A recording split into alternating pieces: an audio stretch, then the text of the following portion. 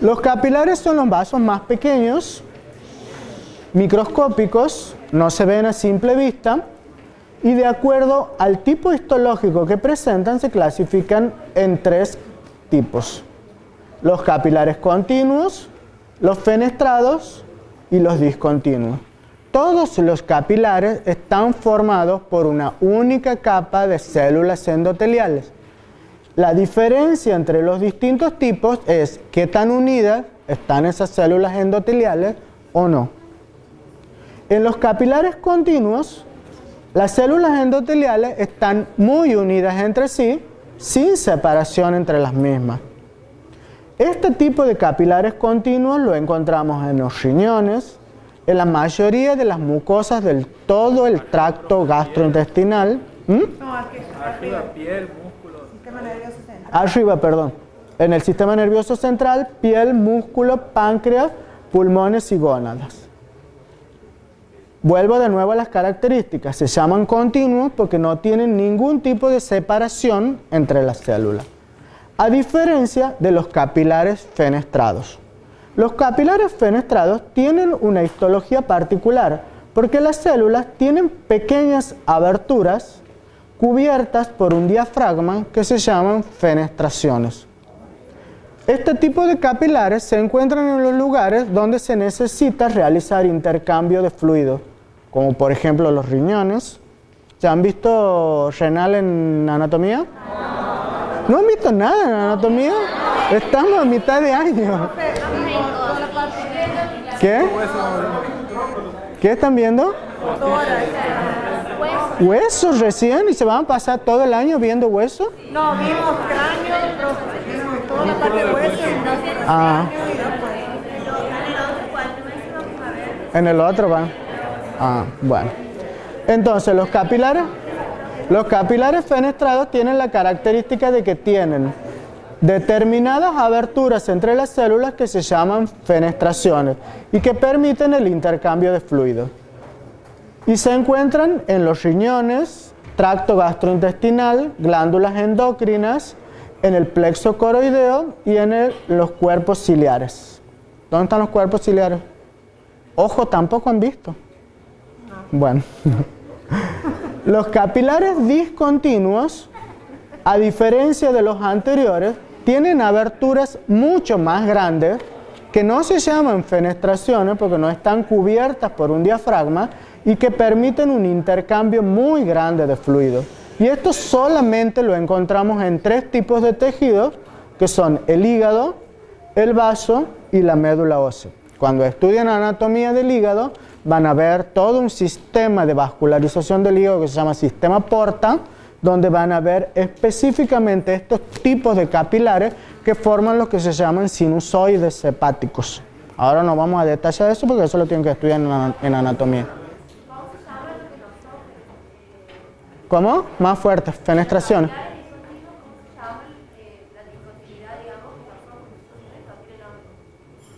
Esas fenestraciones tienen una estructura particular, que ahora lo vamos a ver ya enseguida. Los capilares discontinuos, ¿cómo se llaman los agujeros, digamos?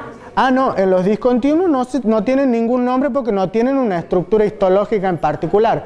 Son soluciones de continuidad entre las células, aberturas sin ningún tipo de estructura histológica. En cambio, en las fenestraciones sí. Ahora vamos a ver aquí.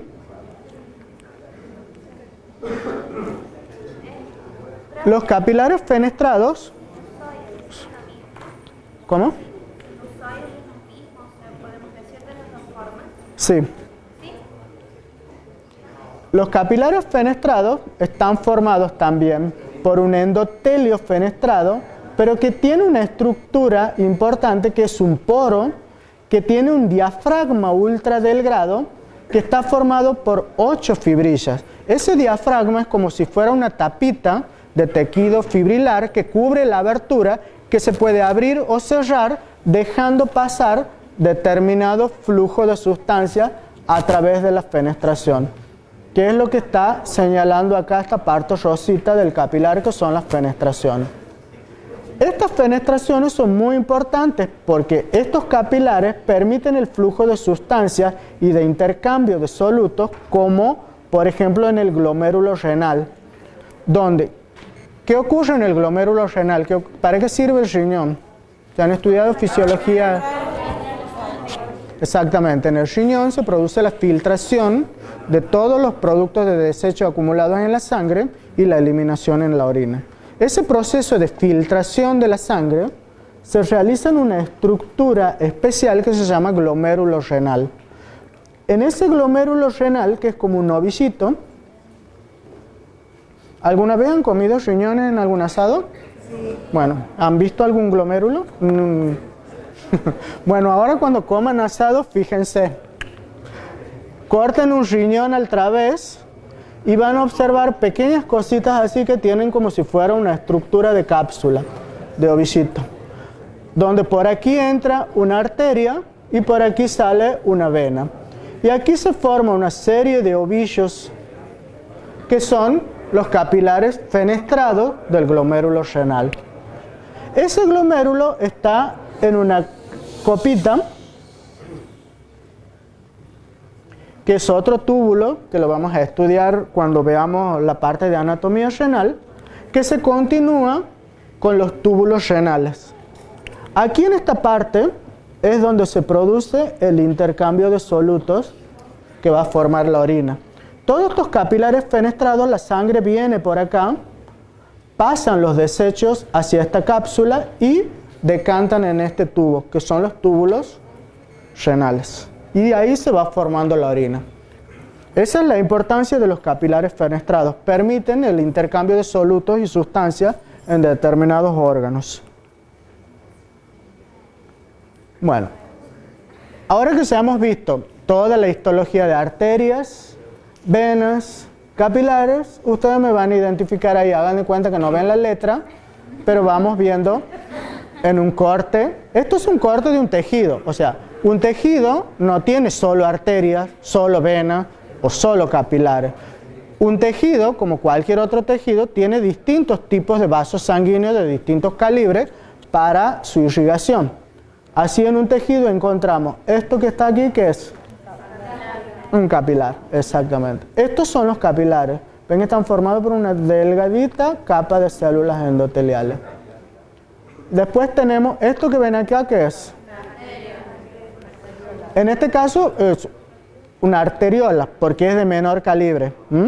Pero histológicamente sería indiferenciable de una arteria, salvo por su tamaño. Pero una arteria o una arteriola, ¿qué estructura histológica tiene de afuera hacia adentro? La capa externa. ¿Cómo se llama la capa externa? De adentro hacia afuera. O de afuera hacia adentro, como quieran, pero... La adventicia, la media y la... Bueno, esta que está acá es la adventicia de tejido conectivo. Esta gruesa que está acá, ¿qué es? Exactamente. Y esta que está acá... No. Esta es una arteria elástico muscular.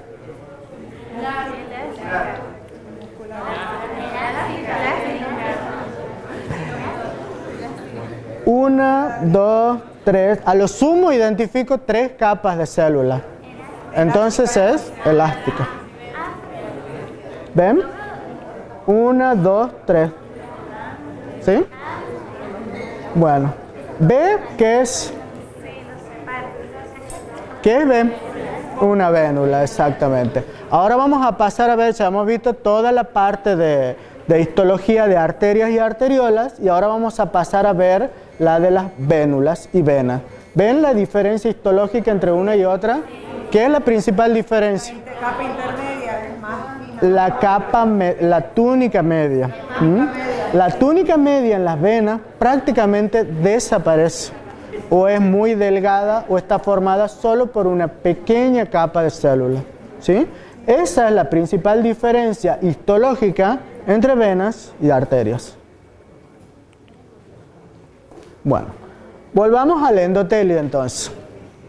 El endotelio hemos dicho que es todo el tejido epitelial plano que reviste todos los vasos sanguíneos, desde la aorta hasta los capilares.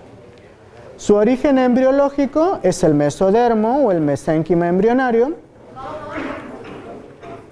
Y las células endoteliales revisten los vasos sanguíneos, son aplanadas, alargadas, con núcleos alargados y sobresalientes. ¿Ven? Aquí tienen un endotelio donde todas las células endoteliales están unas al lado del otro con núcleos alargados y células alargadas. Bueno, el endotelio no es una simple capa de células, como ustedes lo ven y como parece ser. Y si siguen hablando y conversando por allá y por aquí, no me van a escuchar, pero yo más fuerte no puedo hablar. El endotelio no es una simple capa de células planas, simples, sino que intervienen muchas funciones biológicas. Sobre todo en las funciones que regulan la presión arterial, las funciones que regulan el intercambio de fluidos y además sobre otros sistemas como por ejemplo la coagulación, el sistema inmunológico y la activación de diferentes tipos de sustancias que van a actuar como vasodilatadores o vasoconstrictores que van a hacer que los vasos sanguíneos se contraigan o se dilaten. Eso lo van a estudiar mucho mejor y en mejor detalle en fisiología. Pero quería mencionar que el endotelio tiene una función muy importante dentro de toda la vasculatura que no lo cumplen las otras sistemas de circulación como el linfático. Bueno, ahora vamos a pasar a ver y a estudiar la histología de las venas. Las venas, a ver, comparemos las venas con las arterias. También las venas poseen mayor diámetro, sin embargo las paredes son más delgadas, como hemos visto en la micrografía anterior. Las venas tienen una presión hidrostática superior en las extremidades inferiores. ¿Cuáles son las extremidades inferiores? Las piernas, bien. Tienen mayor cantidad de tejido conectivo en la pared y no tienen láminas elásticas internas y externas. Pero tienen las mismas capas que las arterias, se clasifican en una túnica íntima, media y adventicia. Sin embargo, la histología de estas tres túnicas va a ser muy diferente. Todo este sistema de árbol venoso se clasifica en dos grandes grupos: las venas que son grandes y las venas pequeñas o medianas. Llamamos venas grandes a todas aquellas que tengan un diámetro superior a los 10 milímetros, mientras que pequeñas todas las que están por debajo de los 10 milímetros. Y así tenemos las pequeñas entre 0,1 y 1 milímetro y las medianas entre 1 y 10. Ahora vamos a cada una de las tres túnicas que componen las venas. La íntima es similar en las venas medianas y en cambio en las pequeñas está compuesta por células endoteliales. ¿Sí? La media en las venas grandes prácticamente está ausente en la mayoría o es muy delgada, y en cambio en las pequeñas tiene 3 o 4 capas de células en forma circular. Y la adventicia, que hemos dicho qué tipo de tejido es, conectivo. En el caso de las venas grandes tiene vasos linfáticos y fibras nerviosas. En cambio, en las venas pequeñas medianas está compuesta por tejido conectivo laxo. ¿Sí? En este muscular y en este tejido conectivo laxo. Vamos a ver entonces, ya que hemos visto las características, veamos ahora una micrografía de cómo se vería una vena de gran calibre. Hemos dicho que tiene una túnica media que es muy delgada. ¿Dónde está la túnica media aquí? Esta es la luz del vaso y esta es la parte externa. Esta es la túnica media, ¿ven? Entonces tiene una túnica media muy delgada, compuesta por células musculares lisas, todas circunferenciales, y algunos fibroblastos y fibras de colágeno. ¿Sí? Después tenemos la túnica adventicia de tejido conectivo.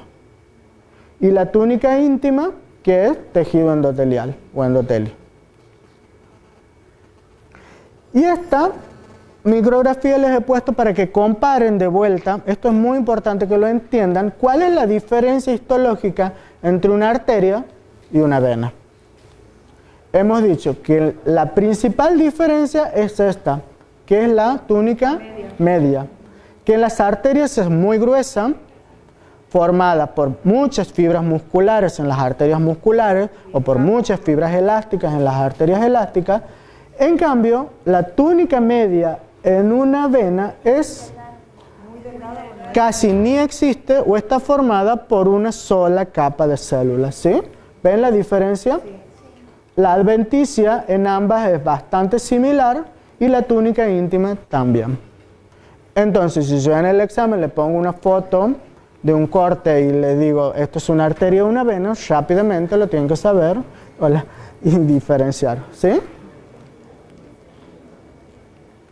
Bueno, ahora, las venas, a diferencia de las arterias, tienen otra estructura especial dentro de la luz del conducto venoso que no lo tienen las arterias. Estas estructuras se llaman válvulas o valvas venosas. ¿Qué son esas válvulas o valvas venosas? Son prolongaciones de la túnica media